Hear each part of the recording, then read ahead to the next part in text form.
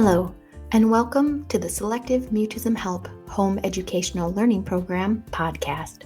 My name is Kelly, and I'll be your host.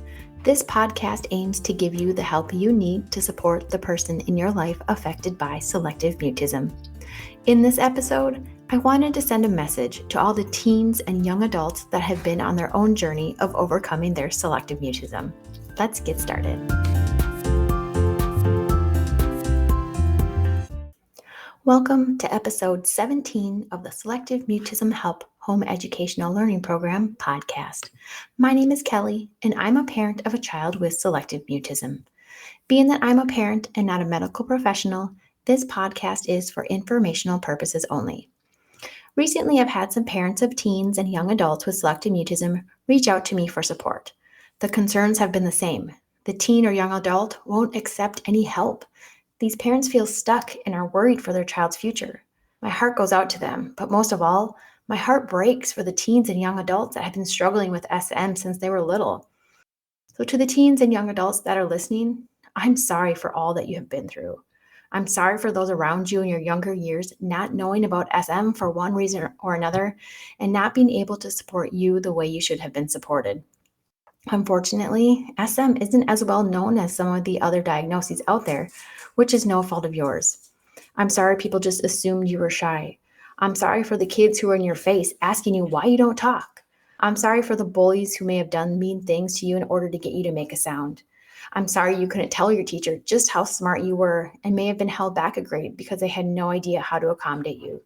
I'm sorry you may not have gotten the job you wanted or won over your crush because they couldn't see you for the person you really are. I want to tell you that selective mutism does not define you. You are strong. You are courageous. You are funny and smart and a beautiful person inside and out. But for some reason, you have a very protective amygdala. Your brain is doing everything it can to protect you, and one thing it's trying to protect you from is talking to others. I'm not going to lie or sugarcoat it. It sucks. As a parent, it was extremely difficult to see our daughter's whole self change on a dime the second someone unfamiliar came over or she stepped foot into school. I hated that I couldn't get to the part of the brain that was causing all this to happen and make it instantly change. Let me tell you a little more about the amygdala. This is the part of the brain that is housed in the old part of the brain. You may hear it referred to as the reptilian brain. It's been a part of the brain since the time of the cavemen. It's the part of the brain that told them to run away from the saber-toothed tiger so they wouldn't get eaten. As time passed and there were no more saber-toothed tigers to run away from, the amygdala still needed to protect us. Apparently, it feels the need to protect some of us from talking with others. When a new person enters your environment, it sends a signal to the rest of your body that you are in danger. It causes your heart to race to pump more blood to your muscles so you can run. It slows down your digestion, causing stomach aches. It fogs your brain so you can't even think of an answer to a question that's asked. It does all this because it thinks you're in danger. But I'm sure you're well aware that you really are not in danger. So here you are, logically understanding that you aren't in danger, but the old part of the brain overrides any logical thinking that's going on and completely takes over.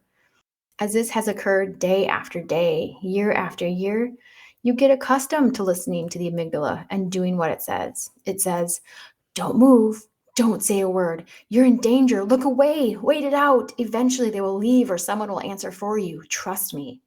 And you listen because you don't know what the alternative is going to be. But there is an alternative. You can defeat your amygdala. Will it be easy? No.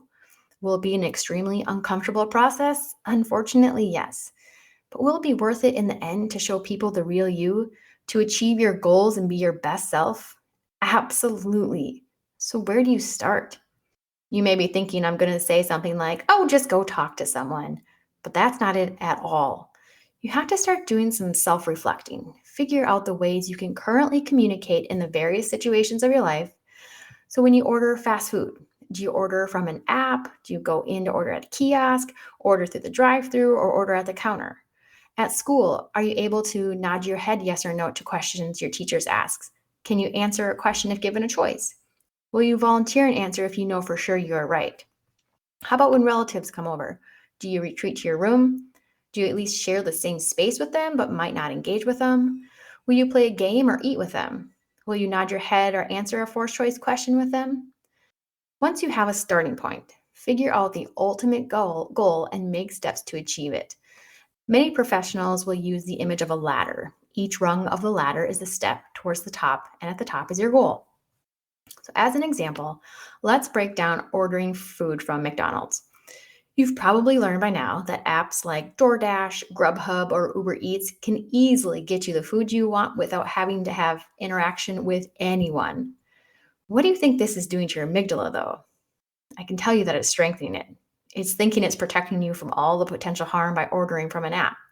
Just because it feels right to do it that way doesn't mean it's right for you as a person.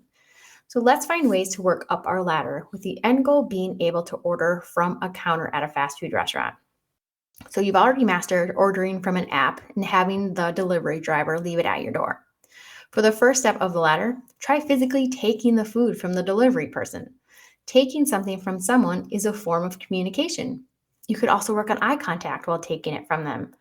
Now, if eye contact is too hard, which it can be when your amygdala is telling you not to, you could start by looking at their hands, then maybe their shoulders, then their chin or nose, then between their eyes, and then finally into their eyes for full eye contact. You could do this all at one interaction or break it up into different opportunities with each delivery. As long as you try it and prove to yourself you did it, that's what matters. Take every small victory as a huge win. Now, when you start feeling comfortable taking things from the delivery driver and are making great eye contact, the next step would be to go into a McDonald's and order from one of those kiosks they have. Think of this as one big app. You're still ordering from a machine and not a person, but now you're in the restaurant or the fast food restaurant. This could fire up your amygdala, and it may tell you not to because, well, what if you accidentally bump into someone and they expect you to say sorry? What if you see someone from school and they come over to talk to you? What if they're out of your favorite item and you have to pick something else out? It's a lot. The amygdala will try all sorts of nasty tricks to try to keep you safe, but you can control those thoughts. You could up with best case, worst case, and most likely case for each of those scenarios. When you start allowing your new brain or your mammalian brain or the prefrontal cortex to do the thinking, the amygdala relaxes a little bit. It will give you the opportunity to try. When you go order your food and get your food from the person at the counter, your amygdala will realize you were safe the whole time, and those what if questions will go away.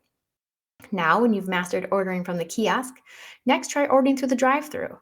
Practice before you go. Rehearse in the mirror. Say your order over and over again as you drive there.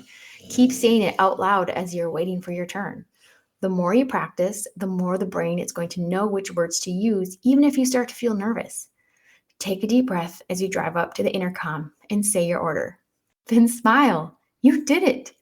Take that, amygdala. Keep doing this way of ordering until you feel comfortable. Then you will be at the last step of your ladder, which is ordering at the counter.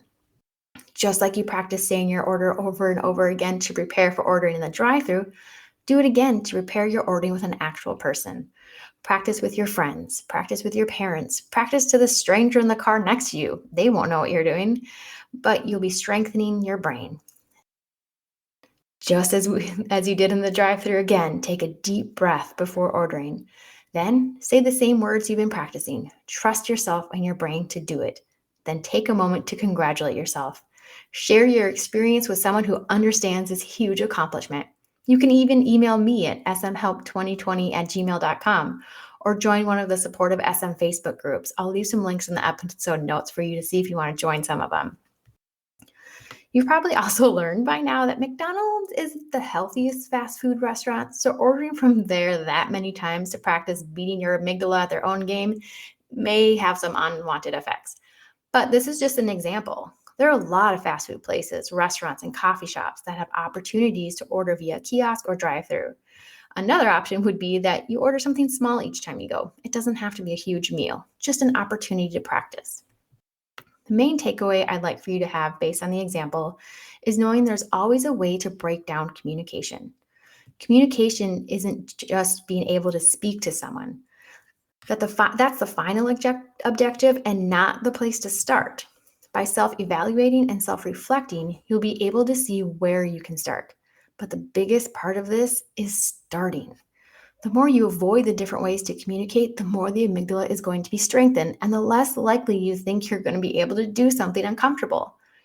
Many professionals will tell you, get comfortable being uncomfortable.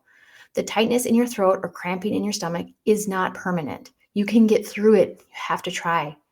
Again, you aren't at fault for any of this, but you can make the change.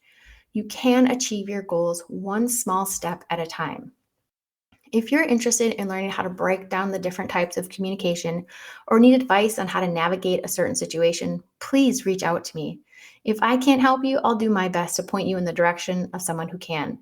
I'm here for you whether you want to email back and forth, message back and forth, or do a Zoom call. However you want to be supported in working up the communication ladder, I'll be here for you with no judgment, no forcing you to do something you aren't ready for.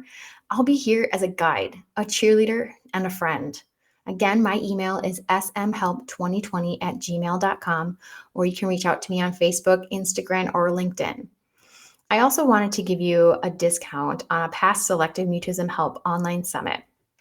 In the fall of 2021, I hosted a summit all about helping teens and young adults with SM. There were 9 interviews with both professionals that work with teens and young adults, as well as actual people that have worked towards overcoming their own selective mutism. Because I want you to have this resource, I'm offering my biggest discount yet. You'll save 50% off the price of lifetime access to the entire fall 2021 summit with the coupon code PODCAST17, all lowercase with the number 17 at the end. For less than $40, you'll have access to information from top professionals around the world to give information that pertains directly to you. I really hope you take advantage of this offer, and please reach out to me if you need anything and any support. Take care.